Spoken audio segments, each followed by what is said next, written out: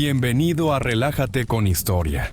Esta noche vamos a retroceder miles de años hasta las orillas del Nilo, a una tierra de pirámides, faraones y dioses que observaban cada uno de tus movimientos. Pero detrás de las máscaras doradas y los templos imponentes, había otra realidad, una mucho más dura, mucho más humana. Hoy nos preguntamos, ¿podría sobrevivir un solo día en el antiguo Egipto? Porque te advierto algo. El sol no es lo único que va a cocinarte vivo. Antes de que te acomodes, tómate un momento para apoyar el canal, si realmente disfrutas este tipo de historias. Y dime en los comentarios desde dónde estás viendo esto, y qué hora es en tu rincón del mundo. Siempre es fascinante ver quiénes se están uniendo a nosotros esta noche. Ahora baja las luces. Quizás enciende un ventilador para ese zumbido suave de fondo. Y prepárate para sudar, rasparte con arena y tal vez oler un poco a cabra. Y buena suerte. La vas a necesitar. Felicitaciones. Acabas de despertar en algún punto cerca del año 1350 a.C.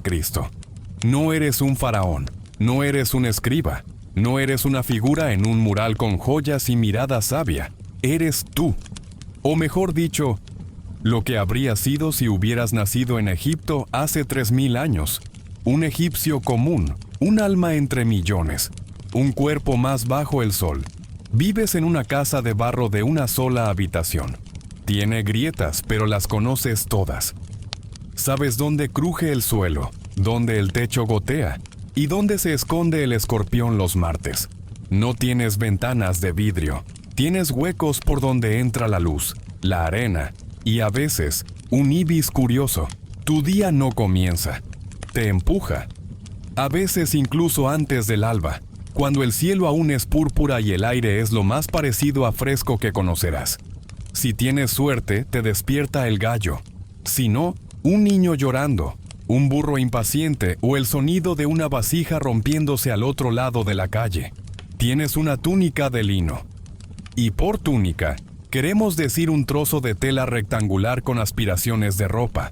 La usas todos los días. La lavas en el Nilo. La secas al sol. Y la vistes otra vez. Si está áspera, mejor. Así no se la lleva el viento. ¿Eres agricultor? ¿O artesano? ¿O cargador de piedra? ¿O haces un poco de todo, dependiendo de la estación? No tienes horario fijo. Solo tienes el sol. Y la voz del capataz, que suena como si masticara piedras mientras grita. Si eres hombre, trabajas con las manos. Si eres mujer, también. No hay descanso, no hay tareas ligeras, solo tareas urgentes. Moler, amasar, cargar, coser, tejer, regar, barrer, cocinar, parir. No hay yoga, no hay spa, no hay me time. Hay trabajo. Y con suerte, pan. Tu herramienta más usada no es una pala ni una hoz, es tu espalda. Ella lo hace todo, aguanta cargas, recibe el sol. Y con el tiempo se dobla como caña vieja. Si duele, sonríes, porque eso significa que sigues vivo. No tienes salario, tienes raciones, cerveza espesa, pan duro, cebolla cuando hay, y una támara cuando los dioses están de buen humor. Si trabajas para el templo, quizás un puñado de lentejas. Si trabajas para el faraón, quizás un látigo más suave. No eliges tu trabajo, naces dentro de él. Si tu padre cultivaba cebada, tú también. Si tu madre tejía lino, tú aprendes a hilar antes de saber contar. La movilidad social es un mito. El ascenso más probable es en la otra vida. Pero no eres infeliz. Al menos no según tus parámetros. Sabes cuándo reír. Sabes cuándo descansar bajo la sombra de una palmera solitaria. Sabes qué canciones cantar cuando el trabajo se hace eterno. Y conoces el sabor del agua fría después de una jornada al sol. Un lujo, un milagro. Tienes vecinos, muchos. Las casas están pegadas como ladrillos húmedos. Compartes todo. El horno, el pozo, los rumores. La privacidad no existe, pero la comunidad sí, y eso a veces compensa. Tu mundo es pequeño, va del campo al templo, del mercado a la casa, del Nilo a la tumba. Pero dentro de ese mundo hay vida. Hay bodas, nacimientos, bailes, historias contadas bajo la luna y silencios que dicen más que cualquier jeroglífico. Tus manos están sucias, tus pies curtidos, tu piel quemada, tus dientes desgastados por la arena en el pan. Pero tus ojos ven el cielo, ven los granos crecer, ven a los hijos jugar en la tierra como si fuera oro, ven a los dioses en cada rincón. Y aunque no entiendes los textos sagrados ni sabes escribir tu nombre, sabes mirar las estrellas. Y cuando cae la noche y el mundo se tiñe de azul, te acuestas sobre tu estera de paja, cierras los ojos y agradeces, porque sobreviviste, porque mañana volverás a intentarlo, y porque en Egipto eso ya es suficiente. Amanece, bueno, oficialmente, porque el sol ya está aquí desde hace rato. No fue una entrada triunfal, fue un ataque directo. Un rayo de luz atraviesa tu choza de caña y barro, cruza el espacio entre los huecos de las paredes y cae justo sobre tus ojos. No es una metáfora, es literal. Y duele. Te levantas. No por voluntad, por necesidad.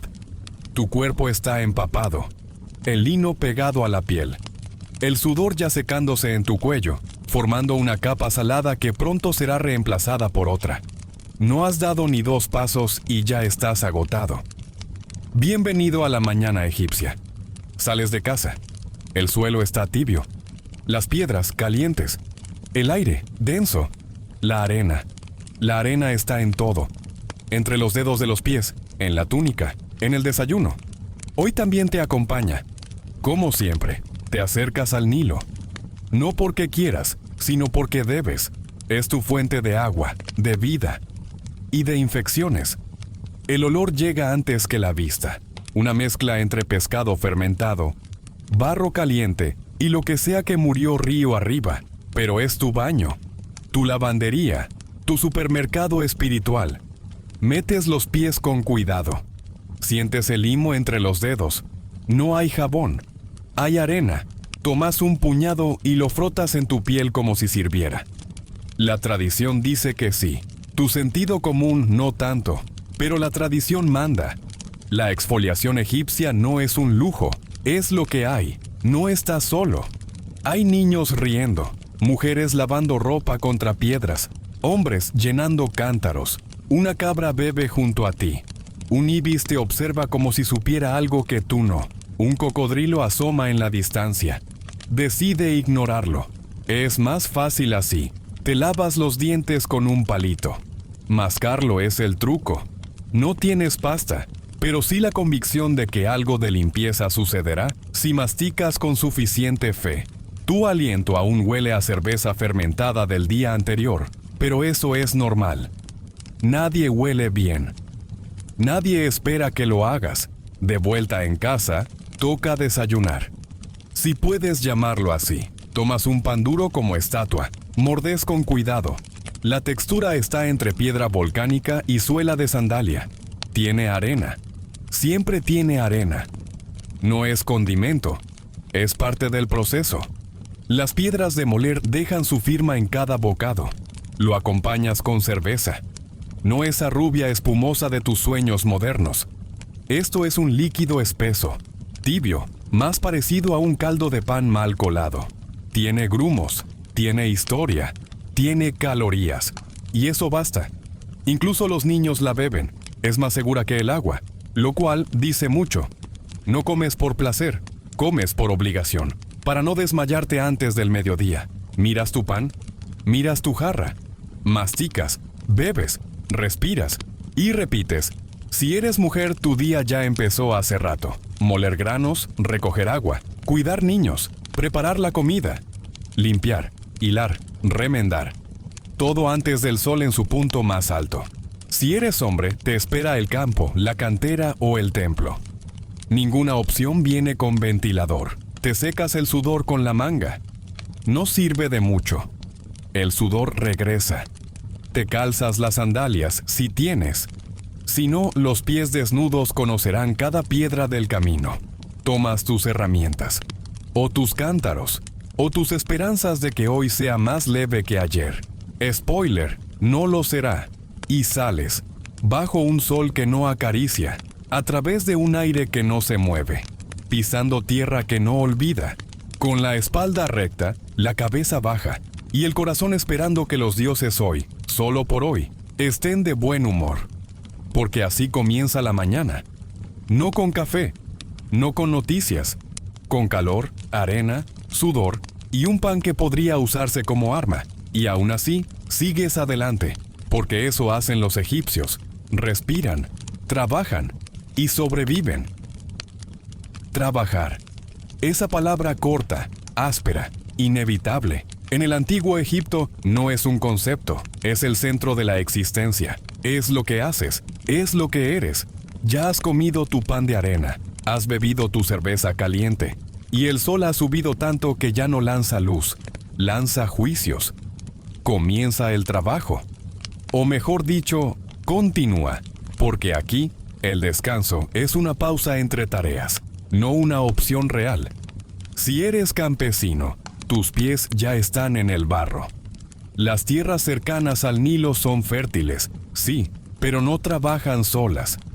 Tienes que arar con herramientas de madera, lanzar semillas a mano, arrancar malas hierbas con los dedos, bajo la vigilancia de un capataz cuya principal habilidad es gritarte por todo y por nada. Te agachas, te levantas, te agachas otra vez. El lodo se mete bajo las uñas, el sudor te cae por la espalda y el sol te golpea el cráneo como si fuera un martillo cósmico. No tienes botas, no tienes guantes, tienes piel y huesos, y ganas de que el día termine sin desmayarte. Si eres albañil o constructor, las cosas no son más fáciles. Arrastras bloques de piedra bajo el calor. A veces los empujas por rampas de arena. A veces los cargas en el lomo, como si tu columna vertebral fuera una cuerda eterna. Subes, bajas, te cortas, te golpeas. Y si sangras, no hay vendaje, solo un trapo, una oración rápida y de vuelta al trabajo. Si trabajas en tumbas, martillas el interior de la roca. Es polvo, piedra, silencio. Tu tarea es tallar el descanso eterno de otro, mientras tú no sabes si volverás a casa esa noche. Esculpes jeroglíficos que nunca leerás. Dibujas dioses que nunca verás. Cavas pasajes que nunca pisarás. Todo con la esperanza de no cometer errores, porque en este lugar, un fallo puede sellar más que una puerta. Y si eres mujer, no estás descansando. Te han dejado un molino de piedra y una montaña de granos. Lo mueles a mano. Cada giro cruje en tu muñeca. Cada empuje sacude tu espalda. Mientras tanto, vigilas a los niños, cocinas sobre fuego de leña, tejes hilo de lino, limpias el piso, haces cuentas mentales de cuánto pan queda para la semana. A veces ayudas en el campo, a veces haces ladrillos, a veces parirás un hijo en medio del calor, con una partera que huele a incienso y tierra, sin anestesia, sin calmantes, solo fuerza y fe. No hay días libres, no hay jubilación. Si estás vivo, trabajas. Si estás enfermo, intentas. Si no puedes, rezas para que tu familia aún pueda mantenerte cerca. Tu jefe no es simplemente un jefe, es un dios. El faraón, en persona o por decreto, decide cuánto producirás, cuánto comerás y cuánto vale tu esfuerzo. Cuestionarlo no es solo un problema político, es una ofensa espiritual. Su autoridad es cósmica. Y tus quejas peligrosas. No hay sindicatos, no hay beneficios, no hay ascensos, pero hay algo más fuerte, la costumbre. La rutina se convierte en verdad, y dentro de ella encuentras momentos, una canción mientras cosechas, un chiste mal contado entre ladrillos, una mirada cómplice en medio del cansancio, y a veces, solo a veces, un poco de sombra. Tu cuerpo se acostumbra, tus manos se endurecen, tus pies se abren, tu espalda se curva, pero sigues, porque así es, porque no conoces otro modo, porque en Egipto el trabajo no es lo que haces, es lo que sostiene el mundo. Y cuando el sol por fin comienza a caer, no celebras, solo respiras. Caminas de regreso a casa, cubierto de polvo, sudor y esa pequeña sensación de haber sobrevivido una jornada más, una victoria silenciosa. Y eso es mucho. La primera dificultad no es el trabajo, no es la comida, no es el faraón, es el entorno. El antiguo Egipto no fue construido en un paraíso. Fue cincelado en el borde de un desierto, a orillas de un río que alimenta, pero también devora. El calor no se explica, se siente, se respira, se lleva puesto. Al amanecer ya estás sudando. Al mediodía estás evaporándote. El sol cae desde lo alto como si Ra tuviera una deuda personal contigo. No hay nubes, no hay tregua, solo una luz cruda, inclemente, que cocina piedras, panes y personas. Tu túnica de lino es liviana, sí, pero inútil. Es como llevar una hoja de papiro para defenderte de una fogata. Se pega a la piel, se empapa, se transforma en una segunda capa de incomodidad y no tienes repuestos. Usas la misma cada día. Lavarla no la mejora. Solo la moja y luego la arena hace el resto. Porque la arena está en todas partes. No como metáfora. Literalmente en todas partes. En el pan, en el agua, en la cama, entre los dedos de los pies, en los pliegues de tu ropa, en tus pestañas. Comienza siendo molesta. Luego se vuelve parte de ti. Raspa, se mete, no pide permiso. Es como tener 1.000.000 de pequeños cuchillos acariciando tu vida lentamente. Tu casa, hecha de barro y caña, no tiene sellos ni cristales. Tiene huecos, tiene polvo, tiene grietas que se ríen de ti cada vez que barres. Puedes limpiar todo y 30 minutos después, parece que nunca lo hiciste. Los insectos no son visitas, son residentes permanentes. Moscas que zumban desde que abres los ojos hasta que los cierras. Mosquitos que te siguen como si fuera su promesa divina. Pulgas que viven en tu esterilla de dormir, como arrendatarias invisibles. A veces te preguntas si tú eres el huésped. Tienes aceite perfumado, no por vanidad, por defensa. Es tu escudo aromático, pero no siempre funciona. Los insectos son persistentes. Vuelan, caminan, trepan, se reproducen con entusiasmo, duermen contigo, despiertan contigo, te aman, intensamente. Y luego están las tormentas de arena, no todos los días, pero cuando llegan lo hacen como si el desierto entero quisiera mudarse a tu aldea. El cielo se oscurece, el viento ruge, la arena vuela, se mete en la boca, en los ojos, en el alma. Caminar es imposible, ver un lujo, respirar una apuesta. No hay ventanas para cerrar, solo mantas para colgar en las entradas, que baten como alas inútiles mientras todo cruje. Te cubres la cara, esperas, toses, rezas, y cuando pasa, todo está cubierto. De nuevo, como si el mundo hubiese comenzado de cero pero más seco. Dormir es otra odisea. El calor persiste. La brisa no llega. Te acuestas sobre una estera que cruje y pica. El cuerpo no descansa. Se rinde. Cada movimiento es un roce contra el lino áspero, contra la arena acumulada, contra los propios pensamientos. El silencio nocturno trae zumbidos, pasos de insectos y algún que otro chillido lejano que esperas que no sea un chacal. No hay colchones, no hay almohadas mullidas. No hay sábanas limpias con olor a lavanda. Hay lo que hay, y agradeces por eso, porque peor sería dormir sin nada, que también pasa. El agua está cerca, pero es difícil. El Nilo da, sí, pero también toma. La superficie parece tranquila, pero hay cosas debajo, cosas que nadan, cosas que esperan. Y tú necesitas agua, para beber, para lavar, para cocinar. Así que te acercas igual cada día, con miedo, con rutina. Cargas cántaros pesados, los llevas en la cabeza, en las caderas, en las manos. El barro resbala, el sol cae, y tú caminas. No porque sea cómodo, porque es necesario. Si eres niño, el calor es un juego. Si eres anciano, es un castigo. Si eres adulto, es lo normal. Lo asumes, lo aceptas. Aprendes a convivir con él como se convive con una mala espalda. Sin esperanza de cura, pero con una resignación educada. Los animales también lo sienten. Las vacas respiran lento. Los burros se niegan a moverse. Los perros jadean. Los gatos buscan sombra bajo lo que sea. Tú los envidias.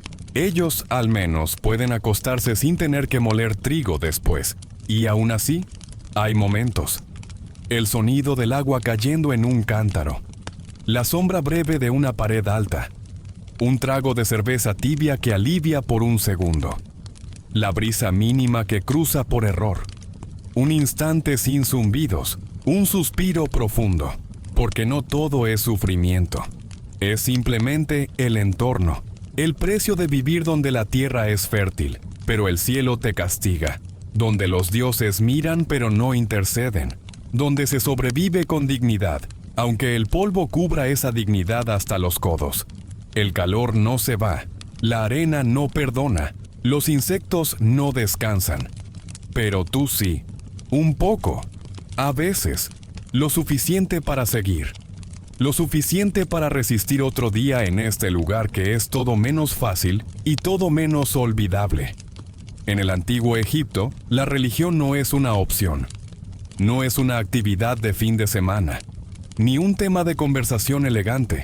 Es el suelo que pisas, el aire que respiras, el ritmo de cada día, cada gesto, cada palabra. Los dioses están en todas partes, en las paredes, en los techos, en los objetos cotidianos. Hay uno para el sol, otro para el río, otro para la sabiduría, otro para los gatos, para los intestinos, para la resurrección, para el caos, para la danza. Cada aspecto de tu vida tiene una entidad que lo observa, que lo juzga, que lo bendice o lo complica. No rezas por costumbre, rezas porque temes, porque sabes que una mala palabra, una ofrenda olvidada, una falta de respeto mínima, puede tener consecuencias, un accidente, una fiebre, un mal parto. Nada es casualidad, todo es mensaje divino. Por la mañana, agradeces a Ra por devolver el sol al cielo. Antes de comer, dejas un pequeño trozo de pan al borde de la mesa, por si algún espíritu tiene hambre. Si estornudas, alguien menciona a Tot. Si se rompe una vasija, miras al cielo. Nunca sabes qué señal estás enviando. Los templos dominan el paisaje. Grandes, fríos, laberínticos. No son lugares de comunidad, son dominios de sacerdotes. El acceso está limitado. Si eres campesino, tu entrada es simbólica. Lo ves desde fuera, lo rodeas, depositas ofrendas y sigues tu camino. Pero aunque no entres, sientes su peso. Las festividades dictan el calendario. Los eclipses marcan decisiones. El destino de tu alma después de la muerte es una preocupación tan real como la cosecha. Y es que morir no es el final. Es el comienzo de un viaje complicado. Tu corazón será pesado contra una pluma. Si es más ligero, pasarás al campo de juncos, un paraíso sin calor, sin trabajo, sin picaduras. Si no, bueno, Amit te espera, con dientes de cocodrilo y hambre eterna. Los ritos funerarios son elaborados. Incluso los pobres intentan dejar algo. Un pan, una jarra, una figura. Algo que los acompañe. Algo que diga, no fui perfecto, pero intenté. Hay hechizos para proteger el alma, para confundir demonios, para navegar el inframundo. El libro de los muertos es como una guía de viaje espiritual, llena de contraseñas y protocolos. No se lee, se recita. No se entiende del todo. Se memoriza con esperanza. Los sacerdotes, por su parte, viven en otro plano. Se afeitan todo el cuerpo. Visten lino perfecto. Siguen dietas estrictas y repiten himnos con la precisión de un tambor antiguo. Custodian secretos. Interpretan sueños. Hablan por ti cuando tú no sabes qué decir. Y aún así, La religión no es solo miedo, también es consuelo. Cuando el sol arde demasiado, puedes creer que Ra te fortalece. Cuando el parto duele, piensas que Hathor te acompaña. Cuando pierdes a alguien, sabes que Anubis lo guía. Hay amuletos, colgantes con ojos, escarabajos, cruces con bucle. No son decoración, son escudos, bendiciones portátiles. ¿Los llevas al cuello? En la muñeca, en la ropa. Cada uno tiene un propósito, cada uno una promesa. Y sí, a veces se contradicen. Hay dioses que son familia, pero también rivales. Hay rituales que se cruzan, festividades que se mezclan. No importa. La lógica no es el objetivo, la armonía sí. Se trata de mantener el Ma'at, el equilibrio cósmico, el orden justo. Romper ese orden es romper el mundo. Por eso la religión no se discute, se respeta, se repite, se honra con cada siembra, cada comida, cada suspiro, incluso sin entenderlo del todo. Porque en Egipto, la fe no es una decisión, es una dirección. Y en esa dirección caminas, todos los días, bajo el sol, sobre la arena, con la esperanza de que los dioses, al menos hoy, estén de buen humor. Morir no es el final, no aquí, no en Egipto. Aquí la muerte es una transición, un paso delicado entre el barro caliente del mundo y las arenas eternas del más allá. Desde que naces, sabes que un día tu corazón será pesado, no en sentido poético, literalmente. Será colocado en una balanza, frente a la pluma de Ma'at, el símbolo del orden, la verdad, la justicia. Si tu corazón pesa más, bueno, el olvido te espera. La muerte no es descanso, es examen, es trámite cósmico, es una procesión burocrática por el inframundo, un túnel lleno de puertas, jueces, acertijos, demonios y criaturas con cabezas que parecen diseñadas en una pesadilla. Y tú solo llevas tu alma, tus recuerdos y, con suerte, un buen amuleto. Por eso se preparan los muertos, no por vanidad, por necesidad. El embalsamamiento es un arte. Se extraen órganos, se lavan los restos, se llenan con lino, con resina, con especias.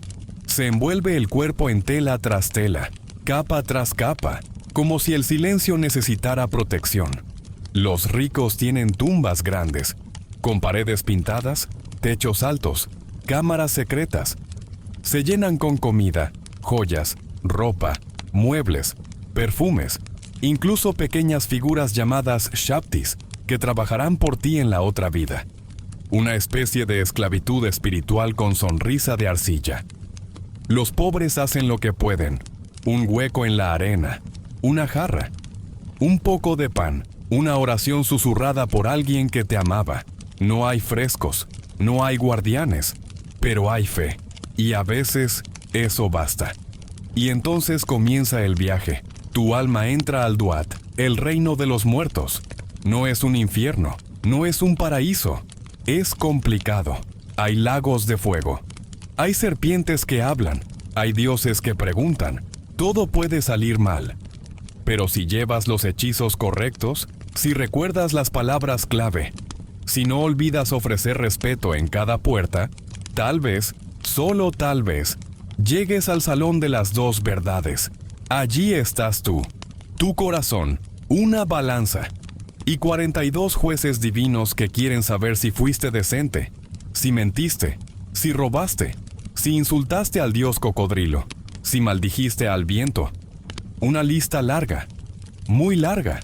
Si apruebas, si tu corazón es ligero, si tus palabras son limpias, entras en el campo de juncos. Una versión idealizada de Egipto. Campos fértiles, ríos suaves, música lejana. Ningún capataz, ningún sol castigador.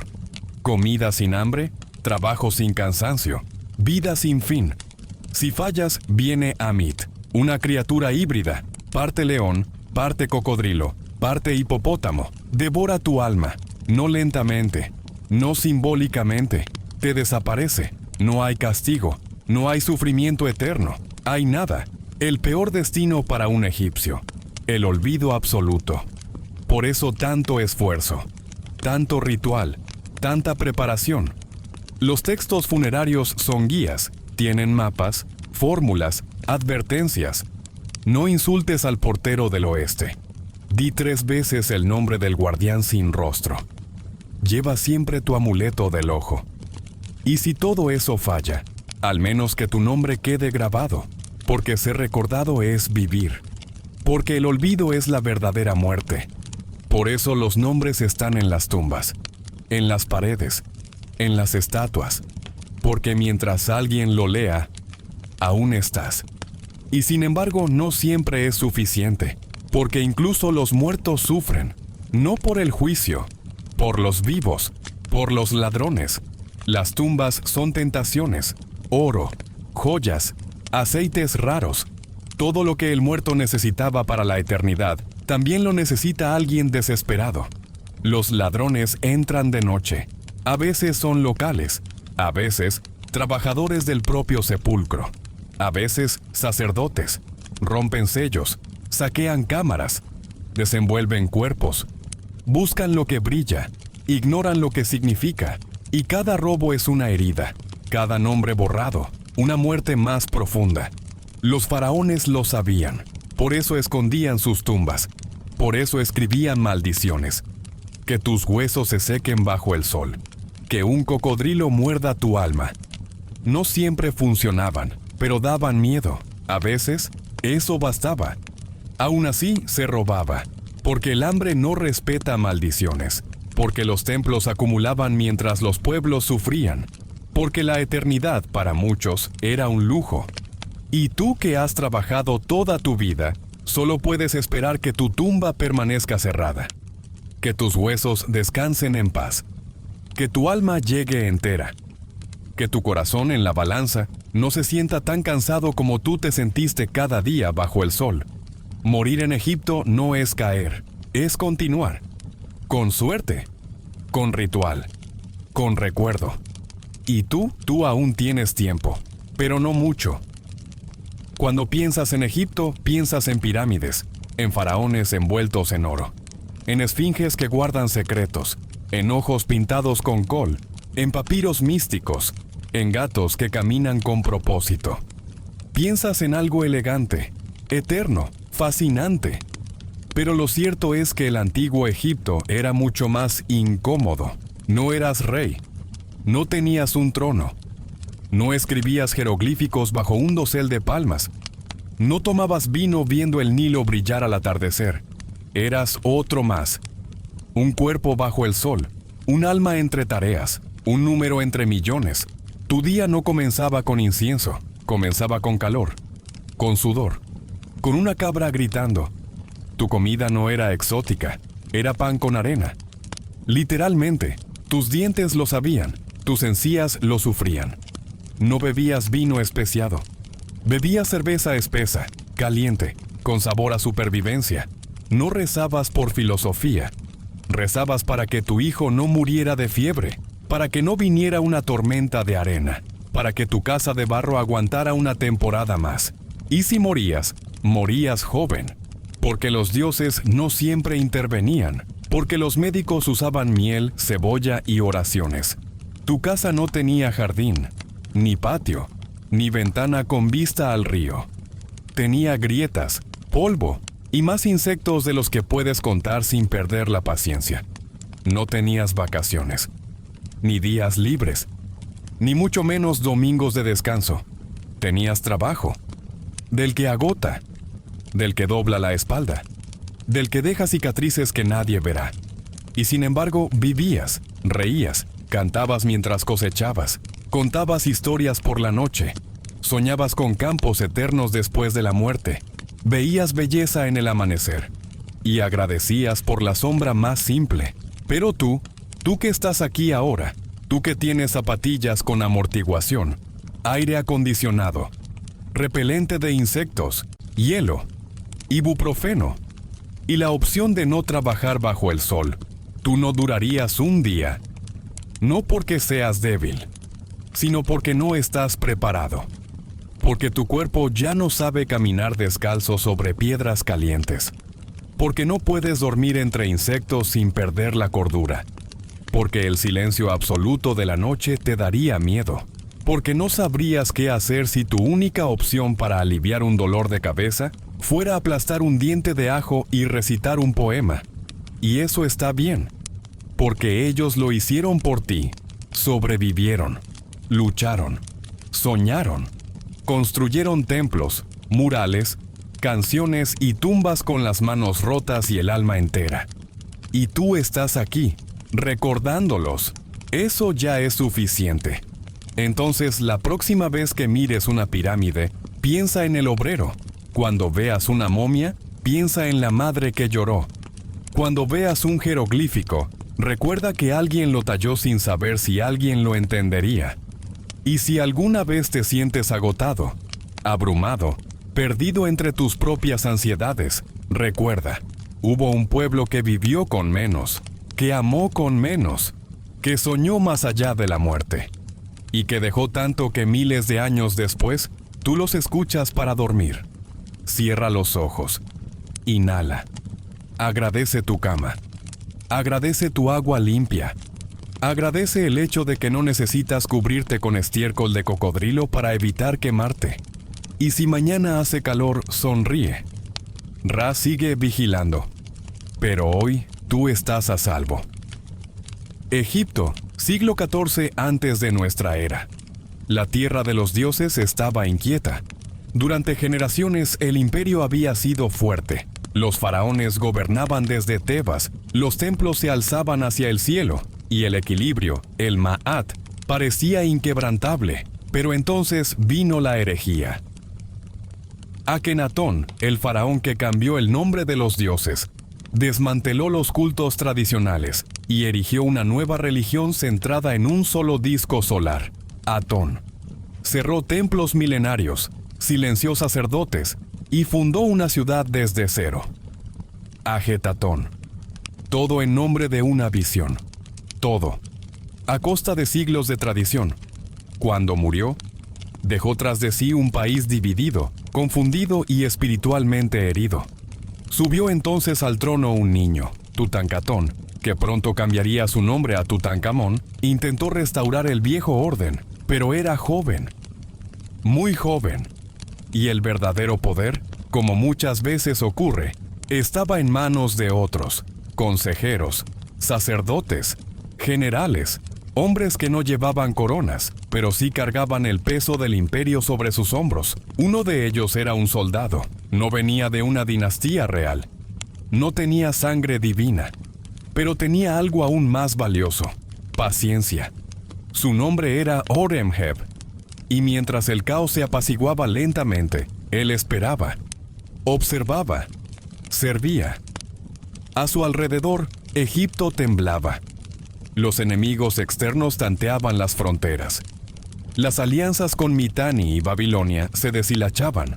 En las provincias del sur, los nubios desconfiaban. En los templos, los sacerdotes luchaban por recuperar su voz. Y en medio de todo, este hombre, un general de voz firme, respetado por sus tropas, obedecido sin discutir, comenzó a ascender. Pero aún no era faraón, aún no tenía el trono. Solo el tiempo diría si su ambición era una sombra pasajera o el germen de una nueva era. Horemheb no nació en un palacio. No fue hijo de faraón, ni sobrino de sacerdotes, ni descendiente de una gran casa de escribas. Su origen exacto se ha perdido entre capas de arena y tiempo, pero lo que los historiadores saben es claro. No pertenecía a la élite, y aún así, llegó hasta lo más alto. Nació en Hutnesut, al sur de Memphis, en una región fértil pero poco influyente. Allí, lejos de los templos de Tebas y las intrigas de Amarna, Horemheb aprendió a leer los gestos de los hombres más que los jeroglíficos de los escribas. No se formó como noble, pero sí como militar. Su escuela fue el campo de entrenamiento. Su libro, la disciplina. Y su lengua materna fue el lenguaje del mando. Desde joven, mostró una capacidad inusual para el liderazgo. Sabía ordenar, pero también escuchar. No gritaba más fuerte, observaba más lejos, y eso, En un ejército donde muchos comandantes preferían la fuerza bruta, lo hacía destacar. Mientras otros buscaban gloria, él buscaba estabilidad, orden, ma'at. Su ascenso fue constante. Bajo el gobierno de Amenhotep III, y luego durante el turbulento reinado de Akenatón, Horemheb fue ganando responsabilidades, primero al frente de pequeñas tropas, luego como comandante de regiones fronterizas, y más tarde como uno de los principales generales del Alto y Bajo Egipto. En una época en la que los nombres se escribían sobre piedra, el suyo comenzó a aparecer. En estelas, en tumbas, en murales, no como faraón, sino como el gran comandante de los ejércitos de su majestad. Un título que, aunque carente de corona, implicaba una influencia inmensa. Pero Horemheb no era solo un militar, tenía instinto político, sabía cuándo avanzar y sobre todo, cuándo esperar. Durante el reinado de Akenatón, mientras muchos altos funcionarios se inclinaban hacia la nueva religión solar, Horemheb se mantuvo en segundo plano. No fue abiertamente opositor, pero tampoco fanático. Su nombre no aparece entre los seguidores más fervientes de Atón. Algunos creen que esto fue estratégico, otros que simplemente no compartía la visión mística del faraón hereje. Cuando Akenatón murió, dejó un vacío. El joven Tutankamón lo sucedió, y fue entonces cuando Horemheb dio un paso más. El nuevo faraón era solo un niño. Necesitaba orientación, necesitaba protección, y en ese escenario, el general sin linaje real se convirtió en uno de los hombres más poderosos de Egipto. Se convirtió en el heraldo del rey, su representante en las campañas, en los templos y en los asuntos exteriores. No gobernaba directamente, pero su influencia era palpable. Mientras Tutankamón devolvía el poder a los dioses antiguos, Horemheb reconstruía el respeto militar, reforzaba las fronteras y tejía alianzas. Era respetado por los soldados, tolerado por los sacerdotes y temido por quienes aspiraban al poder sin merecerlo. Era, sin corona, el hombre más fuerte del país. Y sin embargo, nunca se proclamó sucesor. Nunca usurpó el trono. Esperó. Porque Horemheb no era solo ambicioso, era paciente. Y en Egipto, eso era más raro que el oro. A los ojos del pueblo, el trono pertenecía a Tutankamón, pero en los pasillos del poder, muchos sabían que el verdadero peso de las decisiones recaía en otras manos. Un rey niño necesitaba guías, y Horemheb, el general de origen modesto, ya no era solo un comandante, era un símbolo de estabilidad en tiempos inciertos. Durante los pocos años del reinado de Tutankamón, Horemheb se volvió esencial. Oficialmente era el heraldo del rey en todo el país, una función amplia que le otorgaba autoridad para hablar y actuar en nombre del faraón, especialmente en asuntos diplomáticos y militares.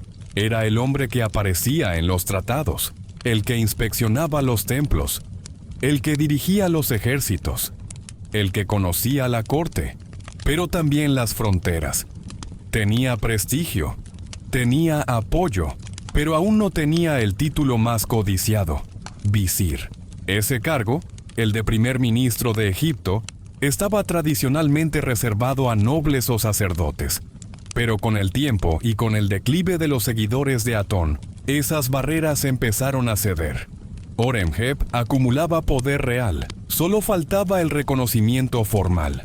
Esperó, trabajó, y en el momento adecuado, asumió el cargo más alto después del faraón, visir del Alto y Bajo Egipto, administrador supremo, juez mayor, supervisor de todos los templos, tierras, obras y funcionarios del imperio.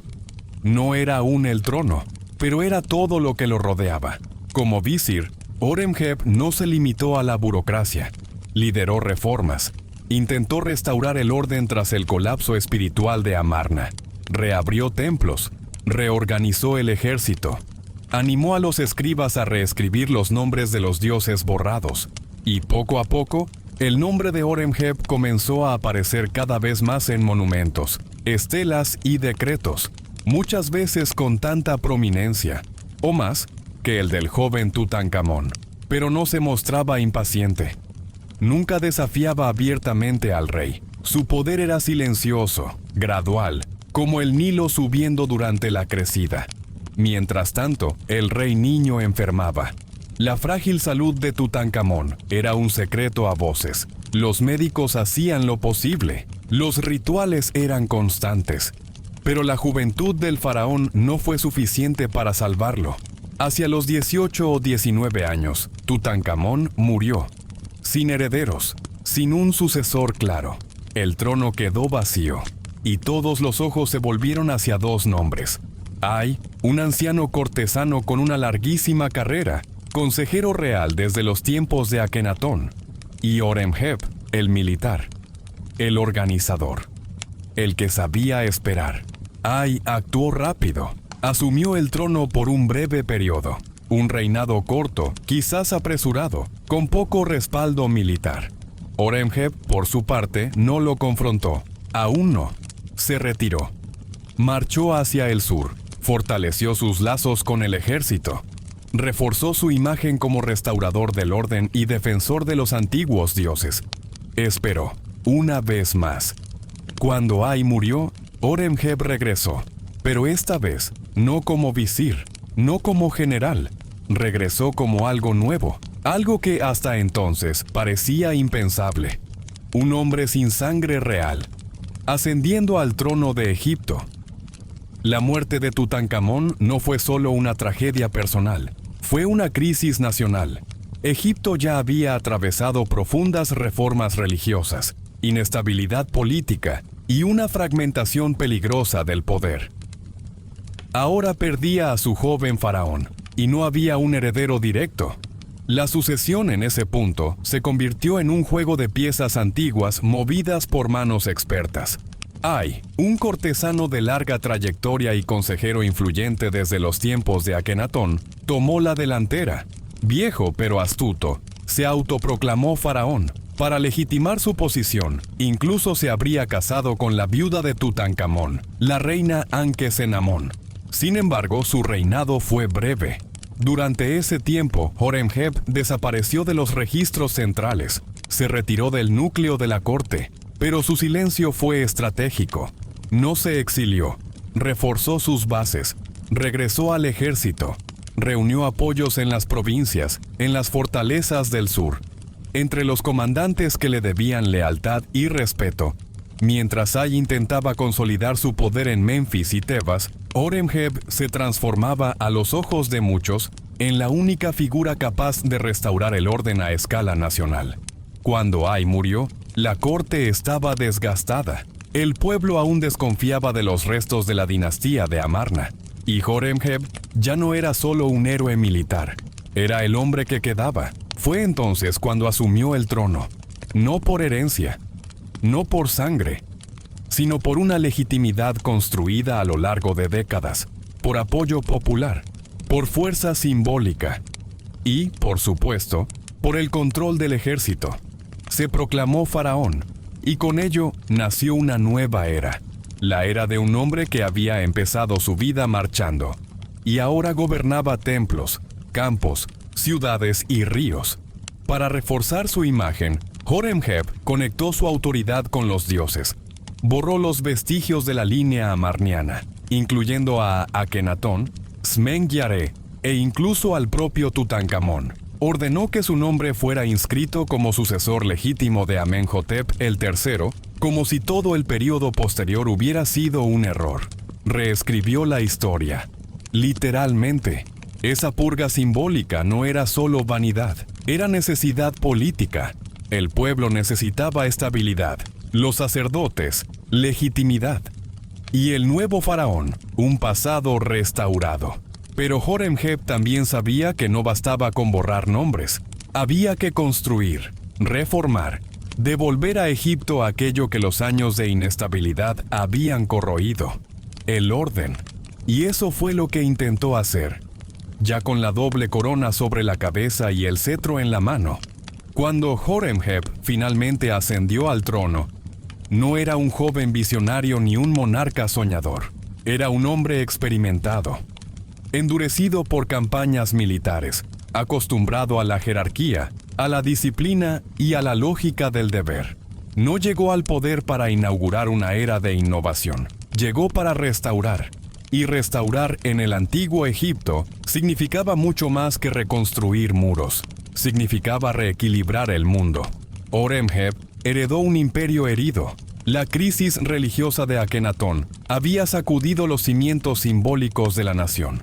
El culto a Atón había dejado templos abandonados, sacerdotes marginados y tradiciones milenarias fracturadas. La población, confundida, veía a los antiguos dioses como olvidados o como castigadores silenciosos, y los líderes, los verdaderos líderes, ya no parecían contar con el favor divino. La primera tarea del nuevo faraón fue devolver a los dioses su lugar. Reabrió templos, reconstruyó santuarios, rehabilitó al clero de Amón, Tot, Ta y Osiris, restableció los festivales religiosos y los rituales sagrados. Era como si dijera en cada decreto: los dioses han regresado, y yo también. Pero Horemheb no se detuvo en la religión. Su mirada también se volvió hacia la maquinaria del Estado. Durante años, la corrupción se había extendido por los niveles administrativos, cobradores de impuestos que exigían más de lo debido, escribas que manipulaban registros, magistrados que fallaban a favor de los más ricos.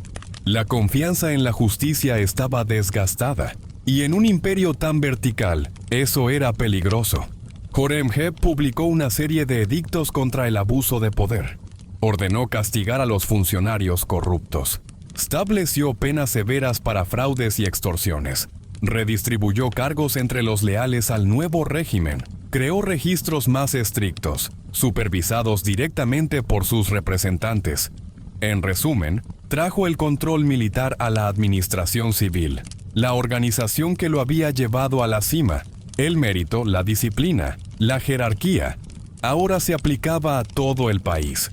Pero no gobernaba con brutalidad, gobernaba con sentido del orden, de restablecimiento. Era un general en el trono, sí, pero un general que quería evitar nuevas guerras internas, que quería sanar, no solo mandar. Su obra más ambiciosa fue simbólica. Mandó construir en Karnak el pilar de Horemheb, un monumento donde sus reformas fueron inscritas en piedra. Allí se presentaba no como un salvador, sino como un restaurador del orden divino.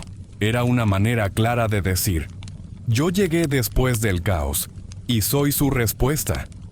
En el campo de la diplomacia, se mantuvo cauteloso, no buscó expandir fronteras, no provocó a potencias vecinas, fortaleció defensas, reafirmó alianzas y concentró sus esfuerzos dentro de Egipto. Era como si dijera sin palabras: antes de salir al mundo, debemos poner en orden nuestra propia casa. Horemheb también se preocupó por su sucesión. No tenía hijos. Sabía que sin un plan claro, todo lo que había construido podría derrumbarse. Así que eligió un heredero, Paramesu, uno de sus altos comandantes, quien más tarde se convertiría en Ramsés I, iniciando la famosa dinastía 19. Así, aunque no fundó su propia dinastía, Horemheb se convirtió en el puente entre un pasado turbulento y el futuro glorioso de los grandes faraones ramésidas. No dejó pirámides, no tuvo una tumba monumental visible. Fue escondida, tal vez para protegerla, pero dejó algo más grande: un Egipto funcional, un trono en paz, y el recuerdo de que a veces el restaurador es más necesario que el conquistador. Horemheb reinó durante unos 27 años, suficiente para que su sombra se extendiera por todo Egipto, suficiente para borrar los rastros de sus predecesores y escribir su propia versión de la historia. Y, sin embargo, a diferencia de muchos faraones, no dejó una tumba grandiosa a la vista. No hay pirámide, no hay mausoleo colosal. Su tumba en Saqqara, construida antes de convertirse en faraón, quedó inacabada. Se cree que ordenó su entierro en el Valle de los Reyes, pero ninguna momia ha sido identificada con certeza como la suya. Quizás fue por precaución, quizás por humildad, o tal vez por puro pragmatismo, o simplemente porque entendía que el verdadero poder no necesita mármol. Horemheb murió sin herederos, pero no sin un plan. Antes de su muerte, nombró como sucesor a Paramesu, un comandante militar de su confianza. Con la corona, Paramesu adoptó un nuevo nombre, Ramsés I, y con él comenzaba la dinastía 19, una línea que incluiría algunos de los nombres más famosos de la historia egipcia. Seti I, Ramsés II. Pero todo empezó ahí, con Horemheb, él el soldado, él el general, él el restaurador. Su legado es discreto, pero profundo. No fue un faraón conquistador, no expandió fronteras, no construyó maravillas eternas, pero reconstruyó el orden. Y en un Egipto que salía de una herejía, de un colapso administrativo y de incertidumbre religiosa, eso lo era todo. Horemheb es recordado por devolverle a Egipto el rostro que siempre había tenido, o al menos el que creía haber tenido. Restauró la centralidad de Amón, restableció la autoridad faraónica y borró con firmeza el nombre de Akenatón, hasta entonces visto como un traidor a la tradición. Esa decisión ha provocado preguntas entre los historiadores modernos. ¿Fue un dictador meticuloso o un reformador necesario?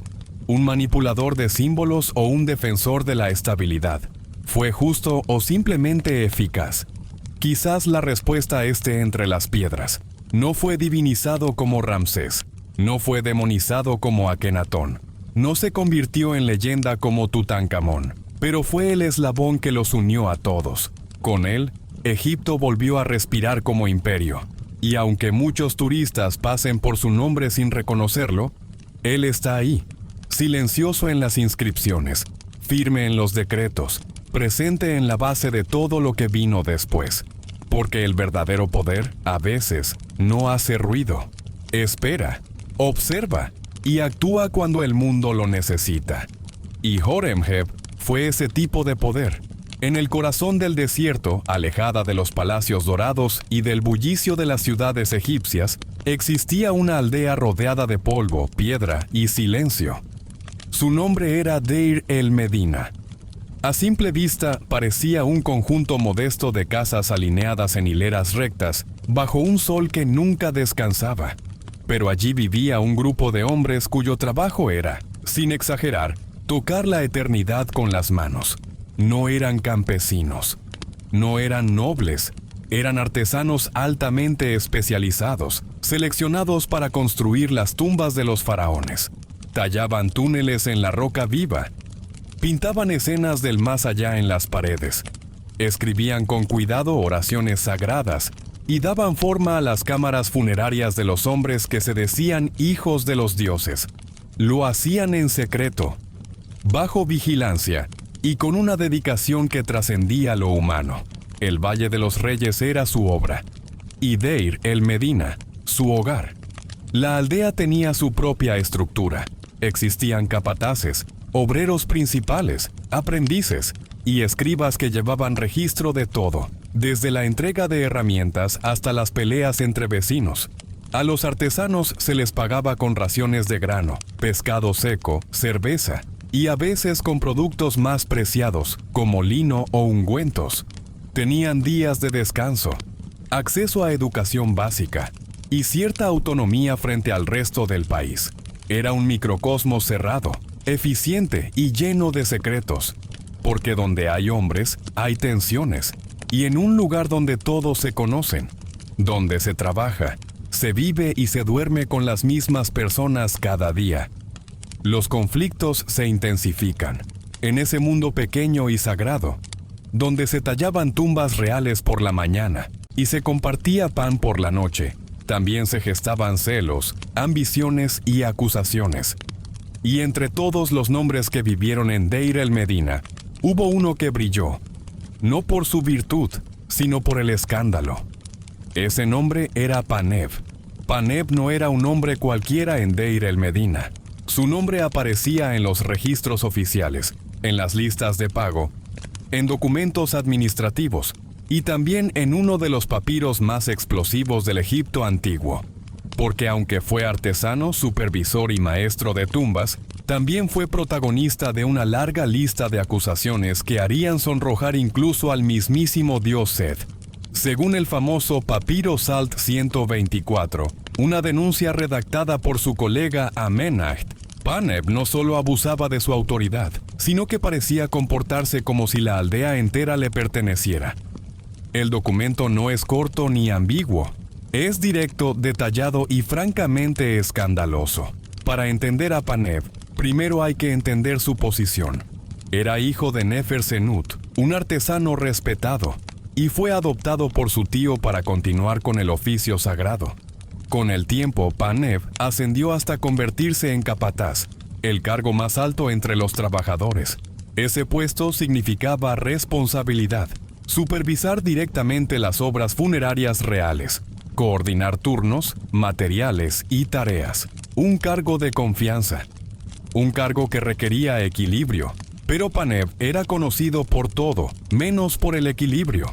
Entre las acusaciones, Amenacht afirma que Paneb obtuvo el cargo de forma ilegítima, utilizando sobornos y su influencia personal ante altos funcionarios.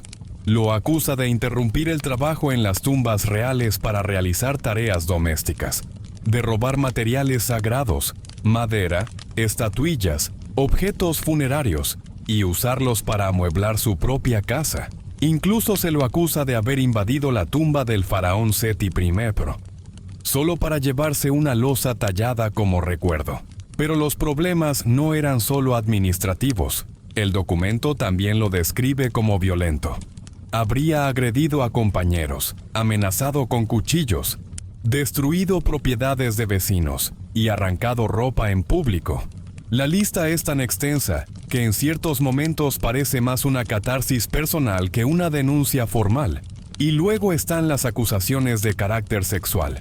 Amenacht afirma que Paneb tuvo relaciones con múltiples mujeres casadas de la aldea, que utilizaba su poder para forzar situaciones, e incluso que mantuvo encuentros dentro de lugares sagrados.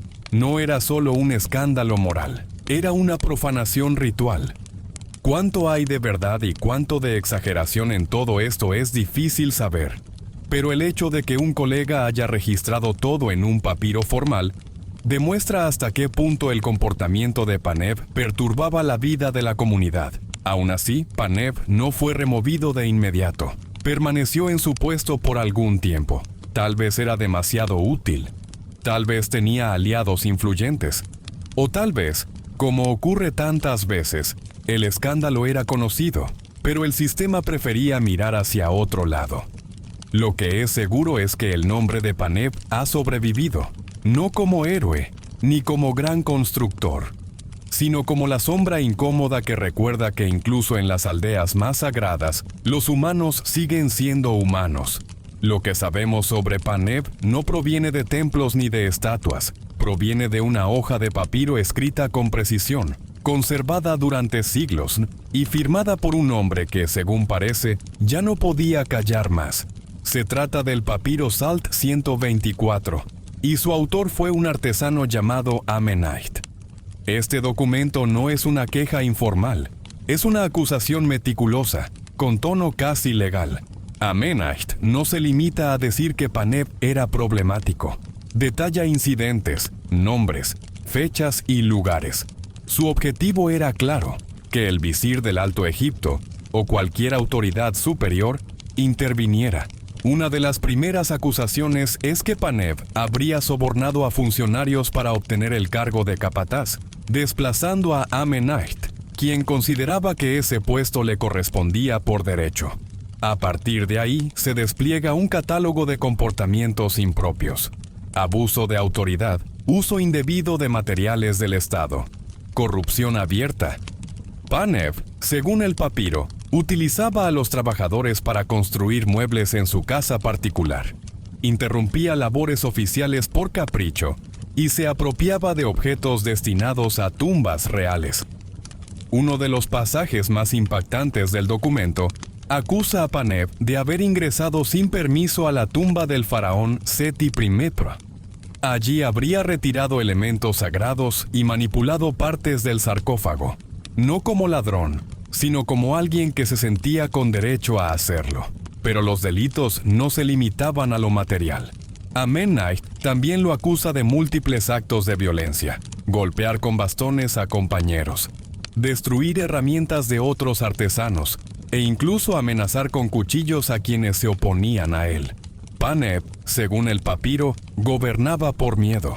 Y luego están los aspectos más oscuros. Las denuncias por conducta sexual inapropiada incluyen relaciones con mujeres casadas, algunas posiblemente consensuadas, otras claramente forzadas. Actos cometidos dentro de espacios de trabajo y hasta dentro de templos. Una combinación de abuso de poder, deshonra pública y profanación religiosa. A pesar de lo explosivo del contenido, el tono del papiro no es exagerado. No hay maldiciones ni retórica emocional. Es frío, detallado, administrativo, como si el autor supiera que solo los hechos, y no la indignación, podrían provocar una respuesta. Y sin embargo, no sabemos si esa respuesta llegó. No hay constancia de un juicio. No hay registros de castigo. No sabemos si Paneb fue exiliado, depuesto o simplemente protegido por quienes preferían el escándalo en silencio. Su destino final permanece en la sombra. Lo que sí sabemos es que, gracias a este documento, Paneb ha quedado en la historia no como un gran artesano, sino como un caso incómodo, una figura humana, contradictoria, pasional, excesiva, que pone rostro a los conflictos ocultos de una comunidad sagrada. Una historia escrita no en piedra, sino en papiro, frágil, pero imposible de ignorar. Paneb desaparece de los registros con la misma ambigüedad con la que vivió, dejando preguntas sin respuesta. No hay documento que confirme su caída, no hay sentencia oficial, solo el silencio y el eco de las acusaciones. Es posible que haya sido removido discretamente. Tal vez sus protectores dejaron de respaldarlo. O quizás murió en funciones, sin castigo, como si la historia se hubiera resignado a tolerar su presencia. También cabe la posibilidad, aunque menos probable, de que muchas de las denuncias estuvieran teñidas por exageración. Que Amenait, el autor del papiro, hubiera mezclado hechos reales con agravios personales, buscando más venganza que justicia. En una comunidad cerrada, donde todos se conocen y los rumores circulan con la misma rapidez que el viento del desierto, la verdad a menudo se diluye entre sospechas y resentimientos. Pero aunque el destino final de Paneb sea incierto, su historia ha sobrevivido, no por méritos arquitectónicos, no por construir una tumba perfecta, sino por haber perturbado el orden sagrado desde dentro. El suyo es un legado incómodo, una grieta en la imagen idealizada que a veces tenemos del antiguo Egipto. Durante años, Deir el-Medina fue vista como una comunidad ejemplar, disciplinada, ordenada, dedicada al culto funerario. Una aldea de obreros devotos construyendo moradas eternas para los faraones. Pero el caso de Paneb nos recuerda que incluso en los lugares más sagrados hay espacio para el abuso, la tensión y la debilidad humana. Paneb no fue un monstruo, fue un hombre, impulsivo, poderoso, temido y quizás protegido. Representa todo lo que la historia oficial solía omitir. El conflicto interno, la corrupción en espacios sagrados, la moral flexible en tiempos complejos. No es un villano mítico, sino una figura profundamente humana, tan humana que incomoda. Hoy, al caminar entre las ruinas de Deir el-Medina, cuesta imaginar el escándalo. El silencio lo cubre todo. Las casas de piedra permanecen quietas, y los nombres, algunos grabados con orgullo, otros borrados con intención, apenas susurran lo que alguna vez ocurrió, pero basta con leer un papiro. Basta con escuchar la voz escrita de un colega indignado. Y entonces, el nombre de Paneb vuelve a respirarse en el aire seco del desierto. No como un héroe, no como un mártir, sino como un recordatorio. de que incluso en el corazón de lo eterno, la condición humana sigue escribiendo sus propios jeroglíficos, con errores, con sombras, y a veces con una sinceridad que resiste milenios. En los márgenes del desierto, entre las piedras secas y el sol que todo lo toca, se encontraba una pequeña aldea rodeada de silencio. Deir el-Medina no era un lugar para comerciantes ni soldados, era el hogar de los artesanos que construían la eternidad. Allí vivían hombres y mujeres que cada día descendían al Valle de los Reyes para tallar tumbas, pintar muros y escribir con cuidado las palabras que acompañarían a los faraones en su viaje al más allá. Uno de esos hombres se llamaba Ka. Era arquitecto, supervisor de obras reales. Su responsabilidad era enorme: planificar los pasajes ocultos donde descansarían los cuerpos sagrados, coordinar equipos de obreros y asegurar que todo estuviera alineado no solo con las piedras, sino con las estrellas. Pero Ka no vivía solo. En su casa lo esperaba Merit, su esposa. No era una figura secundaria, era una mujer instruida, respetada, que administraba el hogar con precisión y elegancia. En una época donde la vida era breve y el trabajo agotador, Ka y Merit construyeron algo simple y profundo. Una vida compartida, una rutina de afecto, pan recién hecho, gestos pequeños y tardes tranquilas bajo la sombra de un toldo. Su casa no era lujosa, pero estaba llena de detalles: muebles bien hechos, jarras finamente decoradas, ropa de lino cuidadosamente doblada. Merit sabía perfumar los tejidos con flores secas y conservar dátiles para la estación dura. Ka regresaba con polvo en los pies y planos en la mente. Ella lo recibía con agua fresca y silencio amable. En Deir el-Medina todos se conocían, y todos sabían que ellos dos eran algo más que una pareja. Eran una unidad, una alianza, una promesa sostenida día tras día entre la rutina y la fe. Nadie podía imaginar que, siglos después, su historia saldría a la luz no por lo que hicieron en vida, sino por lo que dejaron al partir. Corría el año 1906 cuando el arqueólogo italiano Ernesto Schiaparelli, mientras excavaba cerca de Deir el-Medina, tropezó con una entrada sellada. No había indicios de saqueo. La puerta, de piedra, permanecía intacta. Nadie la había abierto en más de 3000 años. Lo que encontraron dentro fue un milagro arqueológico. Era la tumba de Ka y Merit. A diferencia de muchas tumbas reales vaciadas siglos antes, esta estaba completa, cerrada, dormida. Y dentro de ella, el tiempo había decidido quedarse quieto. Los cuerpos de Ka y Merit, cuidadosamente envueltos en lino, reposaban uno al lado del otro. No eran faraones, no tenían máscaras de oro ni sarcófagos colosales, pero lo que los rodeaba hablaba más fuerte que cualquier inscripción real. Había cestas con pan aún intacto, como si el desayuno estuviera por servirse, ropa doblada con esmero, como si alguien hubiera hecho el equipaje con calma, ungüentos perfumados, vasijas pintadas, collares de flores secas, herramientas de trabajo, peines, vasos, una cama portátil y hasta un pequeño espejo. Cada objeto tenía un dueño, cada rincón un gesto. La tumba no era una exhibición de poder, era una casa silenciosa, construida para durar más allá de la vida. Una casa donde el amor no fue enterrado, fue conservado. Los estudios revelaron que Ka murió primero. Merit, aunque más joven, fue sepultada a su lado. Pero aquí ocurre algo que sorprende incluso a los arqueólogos más fríos. El cuerpo de Merit no fue momificado con el mismo cuidado que el de su esposo.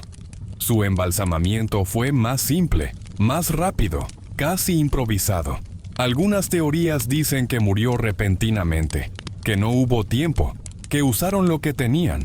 Pero la explicación más humana es también la más triste, que la tumba ya estaba terminada, pensada solo para Ka, y que cuando Merit murió él ya no estaba para ajustar los planes. Aún así, la tumba no muestra prisa, muestra ternura.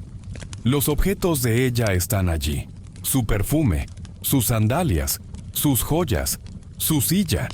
La colocaron junto a él, la envolvieron, la acompañaron, no como un cuerpo añadido a último momento, sino como una parte que no podía faltar.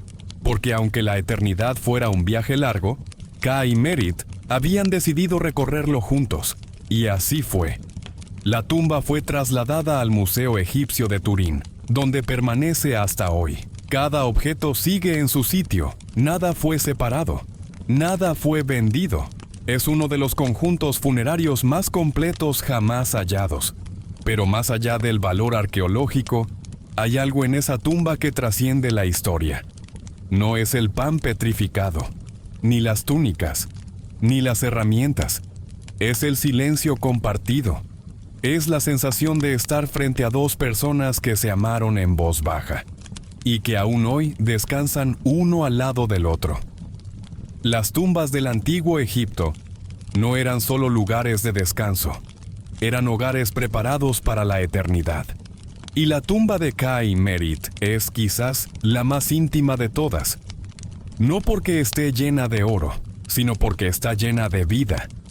Lo que encontraron dentro no fueron símbolos de poder, fueron rastros de rutina, de afecto, de hábitos compartidos. Era como si alguien hubiera cerrado la puerta de casa, no para marcharse, sino para quedarse. Había pan, pan real, aún conservado, aunque endurecido por siglos, en cestas trenzadas con cuidado. Colocadas como quien prepara un viaje largo, también había legumbres, semillas y frascos con aceite, comida sencilla, sin ostentación, alimento para el alma, más que para el estómago. La ropa estaba doblada con un orden casi doméstico, camisas de lino, mantos, túnicas, algunas con dobladillos reforzados, otras con bordados mínimos pero visibles, como si Merit misma las hubiera guardado en una mañana tranquila, sin saber que serían tocadas por otros miles de años después.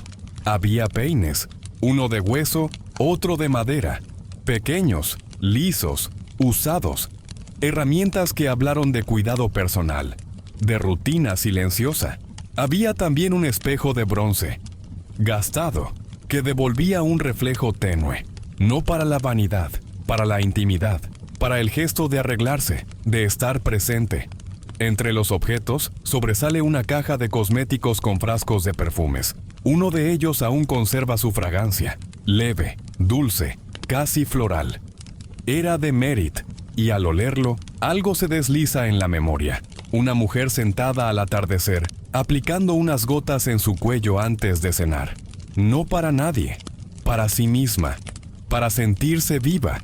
También había muebles, una cama plegable de madera, con patas trabajadas y cuerdas aún tensas, una silla baja, decorada, taburetes, cofres, todo en perfecto estado. Pero lo más conmovedor no era su diseño, sino su uso. No eran piezas para mostrar, eran piezas para vivir. En uno de los cofres, los arqueólogos encontraron papiros, instrumentos de dibujo y una escuadra. Eran de Ka. Su mundo era el de las proporciones sagradas. Sus herramientas revelan que no solo construía tumbas, trazaba significados, calculaba la eternidad en ángulos y distancias. Y aún así, lo más revelador no fue ningún objeto en particular, sino el conjunto. Nada estaba fuera de lugar. Nada parecía añadido por protocolo. Cada cosa tenía un dueño, cada espacio, una historia. Era un testimonio silencioso de dos vidas que se cruzaron, se acompañaron y no se separaron nunca más. Hay algo profundamente humano en esta tumba, algo que va más allá del tiempo, de los rituales, del mito. No hay estatuas de dioses, no hay escenas de batallas ni jeroglíficos grandilocuentes. Hay cucharas, hay mantas, hay flores secas, hay ternura. Y en medio de ese silencio conservado por siglos, uno entiende que Kay y Merit no esperaban ser recordados, no esperaban admiración. Solo querían llevar consigo su mundo, su casa, sus gestos, su forma de amar. Kay y Merit no fueron faraones, no lideraron ejércitos. No fundaron dinastías ni construyeron templos, pero dejaron algo que pocas tumbas han podido conservar intacto. Un retrato silencioso del amor cotidiano. No es un amor de leyendas, ni de gestos grandiosos. Es un amor hecho de pan compartido, de túnicas dobladas con cuidado, de perfumes guardados para los días calurosos. Es un amor que no buscaba aplausos, solo compañía. Su tumba no fue una declaración de poder, fue una promesa. Nos quedamos juntos, aún después del final. Y esa promesa, increíblemente, fue cumplida.